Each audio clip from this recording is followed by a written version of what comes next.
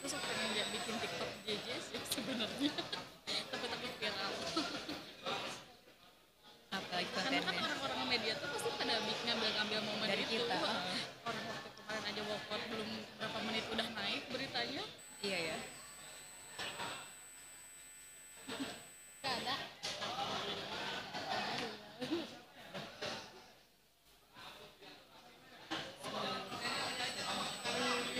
Makin-makin ya. Kenapa ya? Tapi aku tahu nggak tahu sih apa yang diomongin Pak Om Abuy. Tadi kan Om Abuy pas di ruangan ngomong ke si Yaya.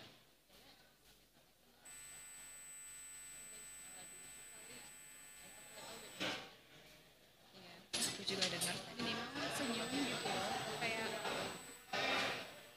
tapi dia teh ngechat terus gitu.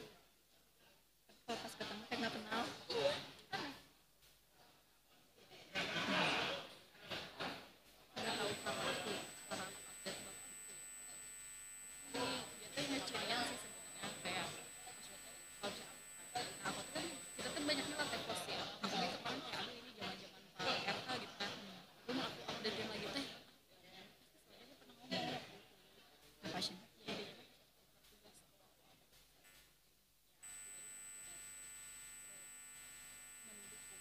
yang lama ini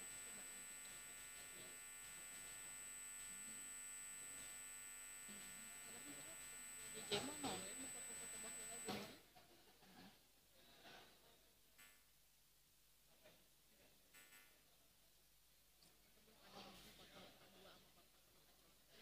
Why? nggak enak gak sih apa kecuali barengan bareng-bareng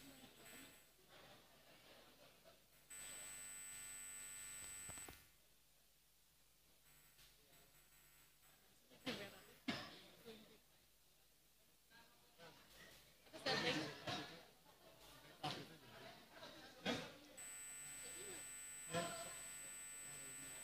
sebenarnya dia merah putih sekarang tidak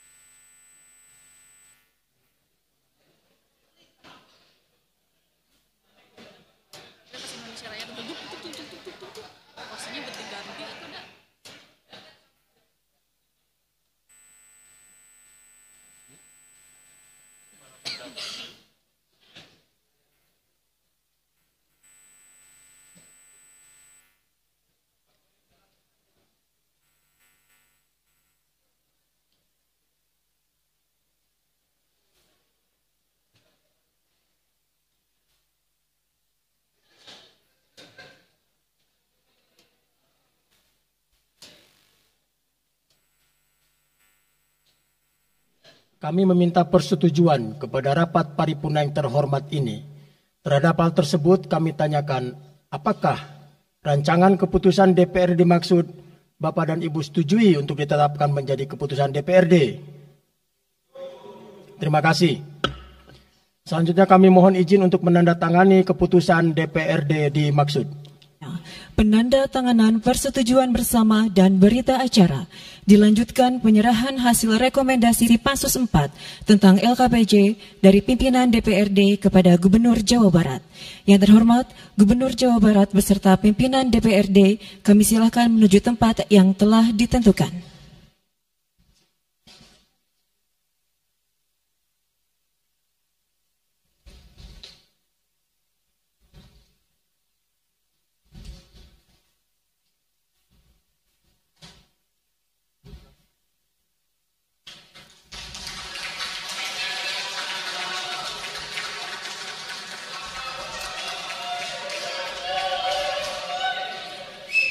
Penandatanganan persetujuan bersama.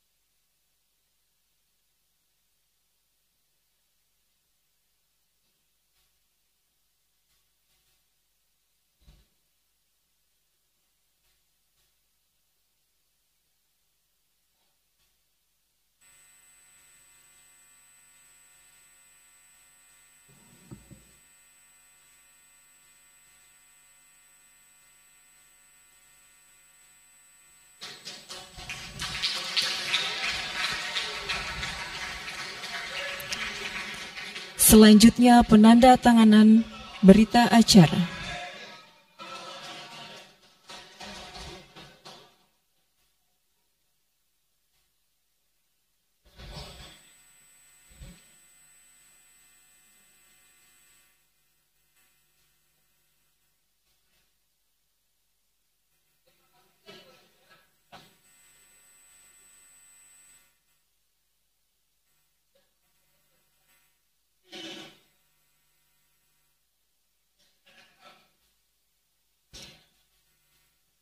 Selanjutnya penyerahan hasil rekomendasi LKPJ dari Ketua DPRD kepada Gubernur Jawa Barat disaksikan oleh para wakil Ketua DPRD.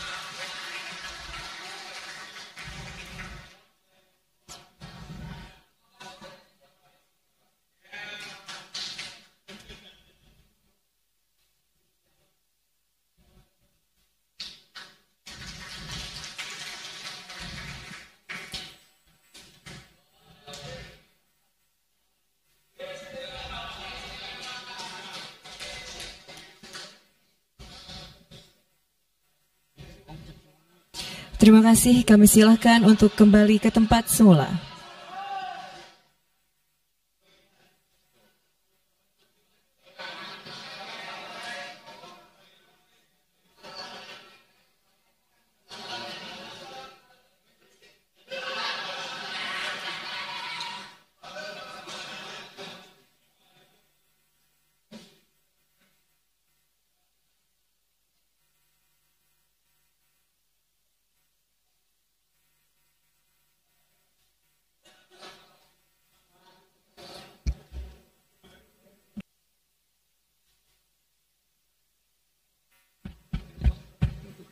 Assalamualaikum warahmatullahi wabarakatuh. Sampurasun. Rampes. Yang saya hormati Ketua DPRD Provinsi Jawa Barat yang mulia Bapak Buki Wibawa, para wakil ketua Bapak Iwan Suryawan, ini tokoh politisi yang begitu kalem saat ada interupsi. Bapak MK Iswara, ini politisi yang tampan selamanya tapi tidak pernah nakal. Dan tokoh spektakuler kita yang sangat populer di antara politisi DPRD Provinsi Jawa Barat, Bapak Ono Surono. Saya sudah tahu Pak Ono kontrak-kontrak medianya sudah banyak nanti ke depan. Kemudian juga Bapak ini sebentar lagi akan berangkat haji, Bapak Kiai Haji Acep Jamaluddin. Terima kasih. Seluruh anggota DPRD Provinsi Jawa Barat, para ketua fraksi, para ketua komisi, dan saya mengucapkan terima kasih atas berbagai otokritik yang dilakukan, baik secara langsung maupun lewat media, baik media massa maupun media elektronik, dan itu menunjukkan bahwa di Provinsi Jawa Barat ada terjadi dinamika politik yang luar biasa. Semua orang memiliki concern pada hal yang menjadi tujuan kita, mewujudkan Jawa Barat istimewa dengan berbagai cara. Tugas DPR adalah bicara, itulah tugas DPR. Jadi kalau tidak bicara, mungkin DPRD dianggap tidak ada. Saya ucapkan terima kasih atas otokritiknya. Sekretaris Daerah Provinsi Jawa Barat, kemudian yang mewakili Pangdam 3 Siliwangi, yang mewakili Kapolda Jabar, yang mewakili Kejaksaan Tinggi Jawa Barat, dan untuk khusus untuk Kejaksaan Tinggi Jawa Barat, saya sampaikan ucapan terima kasih, rasa hormat yang tinggi kepada Kejaksaan Agung Republik Indonesia atas tindakannya melakukan penahanan dan mentersangkakan Direktur Utama PT Sritek dan salah satu mantan pejabat BJB yang sudah resign atas kasus dugaan penyimpangan kredit, yaitu menyampaikan kredit ke Bank Jabar, mudah-mudahan tidak salah, kalau salah dikoreksi, sekitar 600 miliar rupiah tanpa agunan yang memadai. Dan ini langkah taktis, dan pemerintah Provinsi Jawa Barat melalui RUPS-nya sudah melakukan koreksi dan perubahan secara total sehingga peristiwa ini tidak akan mempengaruhi kinerja BJB. Saya ucapkan terima kasih. Dan semoga peristiwa ini tidak terjadi lagi di masa yang akan datang. Kemudian yang hormati para staf ahli, para asisten, para kepala perangkat daerah Provinsi Jawa Barat. Yang pertama, forum ini adalah forum kebahagiaan. Ada yang berbahagia hari ini, yaitu seluruh warga Jawa Barat, di mana kita bisa menyelesaikan dua agenda, yaitu agenda pengesahan Raperda tentang investasi dan agenda tentang pengesahan hasil dari LKPJ. Seluruh rakyat Jawa Barat bergembira karena rencana kita dalam melaksanakan pembangunan akan berjalan dengan cepat. Tetapi barangkali para media sangat kecewa karena hari ini tidak kejutan-kejutan lagi sehingga viewernya mungkin agak menurun hari ini. Tetapi kita harus berkorban demi kepentingan rakyat Jawa Barat. Kita kesampingkan viewer, kita kesampingkan komen, kita utamakan kepentingan rakyat Jawa Barat. Sebenarnya konsep pidatonya sudah ada, tetapi saya mencoba menyatukannya. Yang pertama adalah bahwa kita bicara tadi tentang berbagai rekomendasi. Dan rekomendasi itu juga termasuk di dalamnya disahkannya Raperda tentang investasi yang sebentar lagi menjadi perda. Apa sih yang menjadi rekomendasi? Rekomendasi pertama adalah angka kemiskinan yang masih tinggi di Jawa Barat. Tetapi saya usul pada Pak Ketua, ke depan kalau LKPJ sebaiknya para bupati wali kota diundang di seluruh Jawa Barat. Karena Jawa Barat itu pertanggungjawabannya bukan di OPD Jawa Barat, tetapi seluruh kinerja pembangunan itu ada di Pemkab dan Pemkot serta ada di pemerintah desa. Jawa Barat tidak memiliki rakyat yang terkelola secara langsung karena seluruh pengelolaannya ada di pemerintah kabupaten kota dan pemerintahan desa. Dan saya mohon nanti dipaparkan kemiskinan yang paling tinggi dalam perspektif BPS, dalam perspektif LKPJ dan analisisnya itu di kabupaten mana, bila perlu sampai di desa mana. Kemudian angka investasi tertinggi di kabupaten mana, angka investasi terendah di kabupaten mana, infrastruktur yang berproblem di kabupaten di mana, sehingga semuanya terpetakan dengan baik, sehingga nanti kita bisa mengorkestrasi antara pembangunan Provinsi Jawa Barat, pembangunan kabupaten kota, dan pembangunan desa secara bersama-sama dan berkeadilan. Kemudian yang kedua, bahwa investasi ini menjadi aspek yang utama dalam kinerja pembangunan Provinsi Jawa Barat hari ini. Kenapa? Karena satu, angka kemiskinan kita masih tinggi. Kemudian angka kemiskinan yang tinggi di Indonesia sebenarnya juga dipengaruhi oleh jumlah penduduk yang tinggi. Sehingga persentase kecil menurut Jawa Barat, tetapi menurut nasional menjadi besar. Keberhasilan Indonesia sangat tergantung terhadap kinerja pemerintah Provinsi Jawa Barat, pemerintah kabupaten kota, dan pemerintahan desa. Yang kedua adalah pendidikan. Yang ketiga adalah infrastruktur. Yang keempat, kesehatan. Yang kelima, pengendalian penduduk. Yang keenam adalah pengendalian lingkungan. Kemudian yang ketujuh adalah belanja pemerintah yang masih besar. Belanja tidak langsungnya, yaitu belanja untuk kepentingan pegawai. Yang kedelapan adalah pengelolaan aset.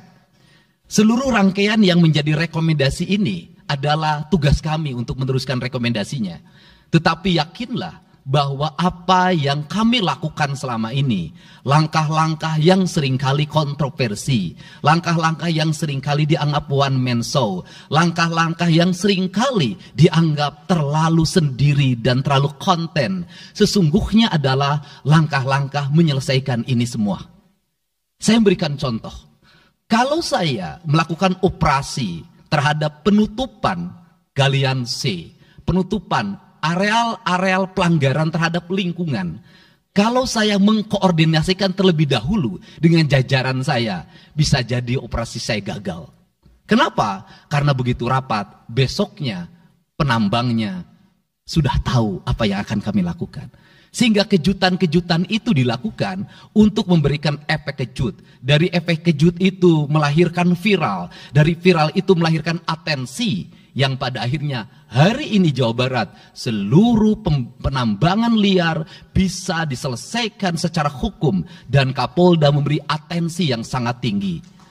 Hari ini Jaksa Agung memberikan perintah kepada Kejaksaan Tinggi untuk melakukan proses pidana bagi siapapun yang melakukan pelanggaran lingkungan dan memberikan kerugian bagi kepentingan masyarakat. Yang kedua, saya sampaikan juga mengenai bagaimana melakukan penanganan terhadap berbagai problem lingkungan yang terjadi. Nilai tukar petani yang menurun, kemudian musibah bencana alam yang tidak berhenti.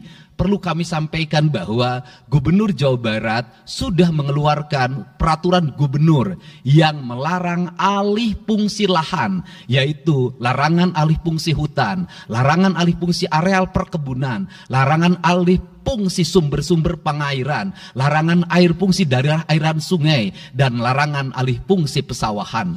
Yang itu harus segera ditindaklanjuti oleh kabupaten kota dengan melakukan evaluasi tata ruang secara menyeluruh. Karena inilah jalan yang terbaik apabila kita ingin melakukan perubahan lingkungan di Jawa Barat. Kemudian, masih bicara kemiskinan hubungannya dengan pendidikan. Saya sampaikan bahwa problem kita saat ini, saat pemerintah menggratiskan sekolah sampai SMA, swasta masih bayar, maka gratis itu tidak punya makna. Saya tadi di jalan itu bertemu dengan orangnya menangis di depan saya karena seragamnya tidak bisa terbayar. Saya katakan harga seragam berapa? 1,5 juta. Saya balik, jajan anak ibu berapa? Sehari 20.000. Apa sih yang terjadi? Yang harus diperbaiki bukan hanya pemerintah, tetapi juga masyarakat harus diperbaiki. Apa yang harus diperbaiki? Ke sekolahnya harus selalu gratis, tapi biaya konsumsi anaknya selalu diikuti. Apa artinya gratis? kalau bekal ke sekolah 50.000 per hari. Negara mengeluarkan biaya, tapi orang tua mengeluarkan biaya. Maka kami sudah mengeluarkan surat edaran. Yang surat edaran itu sesungguhnya sebagai upaya sistematik dan menyeluruh sampai tingkat pendidikan dasar, walaupun itu bukan kewenangan gubernur. Tetapi dari sisi surat edaran gubernur bisa dijadikan landasan bagi para bupati dan wali kota membuat surat edaran yang sama. Apa sesungguhnya yang menjadi alam pikiran saya? Alam pikiran saya, kemiskinan terjadi bukan hanya pada persoalan menurunnya pendapatan, tetapi kemiskinan terjadi yang paling besar adalah karena meningkatnya biaya hidup. Biaya hidup yang tinggi misalnya di sekolah, biaya studi tour, biaya perpisahan, biaya outing kelas, dan berbagai biaya wisudaan, itu adalah biaya yang tinggi dalam pendidikan. Untuk itu apa yang dilakukan oleh orang tua ketika membelanjakan untuk kepentingan itu? Mereka pinjam bank emok, mereka pinjam bank keliling, mereka pinjam bank pinjol, mereka pinjam NBK, dan mereka pinjam bank Pancasila. Menghentikan ini sesungguhnya, saya lagi menghentikan mereka tradisi meminjam uang dalam keadaan terdesak pada para rentenir. Dan ini strategi untuk menurunkan kemiskinan. Kemudian yang berikutnya adalah perhatian ketika rakyat sakit. Maka pemerintah harus cepat hadir menangani. Kenapa? Karena orang bisa jatuh miskin ke dalam jurang yang lebih dalam. Manakala dia sakit tidak ada yang mengobati, BPJS-nya tidak mampu mengcover, biaya untuk ngontrak selama dirawat di Hasan Sadikin tidak punya, biaya untuk makan untuk keseharian tidak ada, sedangkan tulang punggungnya berhenti karena sakit. Ini juga menyebabkan kemiskinan. Kemudian yang berikutnya, kemiskinan terjadi karena rusaknya sumber daya alam, air yang hilang, sumber penghidupan yang hilang, sumber energi yang hilang, sumber protein yang hilang, sumber kalori yang hilang di lingkungan berupa kerusakan lingkungan, itu akan melahirkan kemiskinan. Maka alam yang tertata sesungguhnya adalah bagian dari upaya untuk menjaga kemiskinan. Kemudian yang berikutnya adalah belanja infrastruktur yang harus meningkat, dan itu di belanja sekarang kita sudah melihat. Itu adalah bagian dari menyelesaikan problem kemiskinan. Konektivitas infrastruktur sangat penting dalam menumbuhkan ekonomi, tetapi di balik itu kebudayaan rakyat tidak boleh diberubah. Kenapa? Infrastruktur baik bisa jadi tanahnya dijual karena mahal, pada akhirnya menjadi miskin kembali. Infrastruktur harus seiring dan sejalan dengan kerangka berpikir publik yang mengerti akan hak atas tanah. Kemudian yang berikutnya adalah pengendalian penduduk. Booming penduduk di Jawa Barat relatif besar. Untuk itu harus dibuat berbagai upaya untuk menyelesaikan problem kependudukan. Saya berkali-kali bercerita bagaimana di Majalengka saya bertemu dengan sebuah keluarga yang tinggal di kontrakan, yang ayah dan ibunya tidur ketika jam 11 siang dan anak-anaknya berjualan di alun-alun. Jumlah anaknya 11, dan ketika saya berkunjung ke tempat kontrakannya sudah hamil lagi yang ke-12. Ini problem. Dan itu saya kemudian di Cirebon, saya berkunjung pada sebuah rumah yang listriknya baru dinyalakan lewat program Provinsi Jawa Barat. Rumahnya itu ternyata anaknya sudah 4. Padahal dia baru saja menyelesaikan rumah dari pinjaman senilai 25 juta. Dan itu pun belum selesai dan rumahnya 1 kamar. Ketika keluar dari rumah itu saya bertemu dengan seorang bapak yang meminta kepada saya untuk ber-KB. Anaknya sudah 7. Dia tak mau lagi untuk anak yang ke-8. Saya katakan bahwa jumlah anak sangat identik dengan problem kemiskinan. Betul, kemiskinan tidak akan bisa diselesaikan dengan hanya mengatur kelahiran, tetapi setidaknya pengaturan kelahiran adalah bagian dari untuk menekan angka kemiskinan. Dan yang terakhir adalah dari seluruh rangkaian ini adalah belanja pemerintah harus menjadi stimulus bagi kepentingan masyarakat. Maka jumlah-jumlah proyek harus terus segera digulirkan, digelontorkan menjadi kegiatan publik sehingga banyak orang yang kuli, banyak orang yang nyapu, banyak toko-toko yang buka, semen terjual, besi terbeli, dan kemudian regulasi ekonomi berjalan. Warung-warung bisa menjadi tempat para kuli siang hari makan siang. Dan ini adalah bagian dari strategi stimulus ekonomi yang digulirkan oleh pemerintah, itu memiliki sumbangsi terhadap 12% pertumbuhan. Dan yang terakhir adalah investasi. Investasi itu modalnya ada 3. Yang pertama adalah Konektivitas infrastruktur, ketersediaan jaringan air bersih. Kita jujur hari ini saya sampaikan ke DPRD, banyak perusahaan-perusahaan yang masih menggunakan air bawah tanah tapi tidak berizin. Bayar pajak tidak, jalan terus. Karena kalau dihentikan mereka pabriknya berhenti. Setelah itu apa? Mereka menjadi objek pemerasan beberapa pihak dalam setiap bulan karena dianggap melanggar perda. Tetapi kalau juga mereka dihentikan, maka pabrik itu berhenti. Dilema itu harus segera diselesaikan. Caranya bagaimana? Caranya adalah pemerintah provinsi melalui Bapeda hari ini harus segera merancang daerah-daerah yang menjadi kawasan industri harus dibangun fasilitas infrastruktur jaringan air bersih dalam bentuk investasi pemerintah sehingga nanti dikoneksikan dengan PAM-PAM atau PDAM di setiap kabupaten kota secara terkoneksi. Dan ini jalan bagi kita menyelamatkan lingkungan dan menorong pertumbuhan PDAM di setiap kabupaten kota. Karena apa? Karena angka pembayaran yang dilakukan oleh industri jauh lebih baik dibanding angka rumah tangga dan angka-angka layanan sosial lainnya. Itu yang pertama. Yang kedua adalah tumbuhnya iklim investasi di mana masyarakat merasa nyaman. Investor merasa nyaman ketika perizinannya cepat. Saya memberitahukan ya bahwa di Indramayu ada pabrik sepatu yang selama 2 tahun tidak mau buka hanya karena perizinan lingkungan hidupnya belum kelar. Saya ngambil langkah pasang badan, lakukan pembangunan karena itu menyerap 8.000 tenaga kerja. Kemudian di Cirebon juga seperti itu, banyak perizinan yang menggantung bertahun-tahun. Hari ini saya janjikan dalam 1 bulan ini seluruh perizinan di Jawa Barat tuntas dan selesai.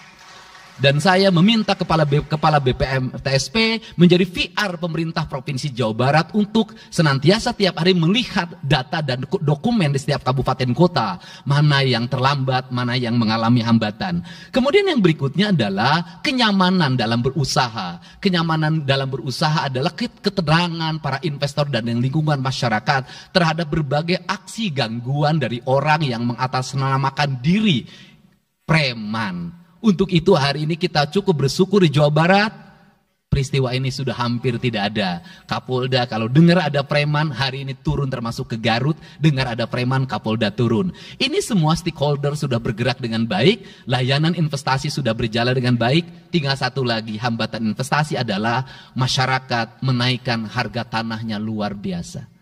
Kasus BYD, kenapa mengalami hambatan sekitar 20 hektar, masih belum terbebaskan? Karena rakyatnya hari ini meminta 3 juta rupiah per meter.